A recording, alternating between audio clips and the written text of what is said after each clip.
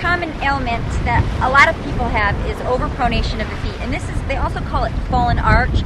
And this is when our knees kind of sink inwards and our feet are kind of tilted inwards. A lot of doctors treat this with putting arches in the feet, inserts that you slide into your shoes.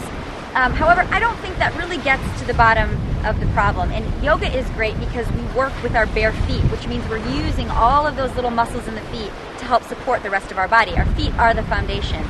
So I'm going to teach you some basic alignment tricks to work on with your feet. And you can take this into your yoga classroom and carry it throughout all the different poses to work on getting the feet properly aligned. You can also do this while you're waiting in line at Starbucks or while you're waiting in line at the water cooler. Just really basic, simple things. So Tadasana is the foundation blueprint pose, we call it in yoga. And this is how we learn all of the different alignment principles that we carry into all the other poses. So obviously we're working with the feet today. So when we start off, we make sure our feet are nice and parallel and hip distance apart. So the first thing we do is we try and lift up all 5 toes. This starts to fire up all the muscles in our calves and all the muscles in our legs so that we're engaging all of those tiny little muscles, including that inner arch.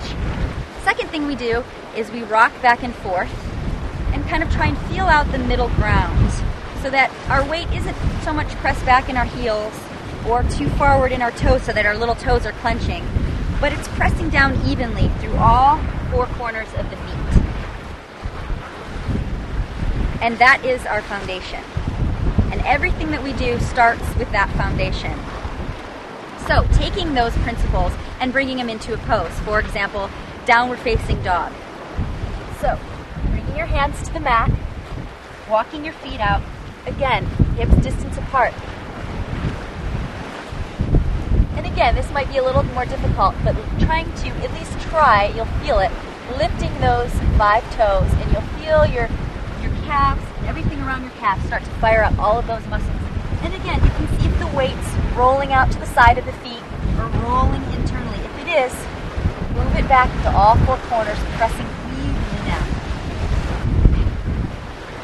So all of those little things that seem so tiny and not important, but really when you try and do it, it's hard work. All of those little things, lifting your toes and firing up those muscles, it does take a lot of work and concentration. So like I said, those are really easy things you can do, just while you're standing around, waiting in line. If you can work on correcting this every day, you're really, really helping the rest of your body because remembering the feet are the foundation. So if you have healthy foundation, you're going to have healthy knees and you're going to have healthy hips.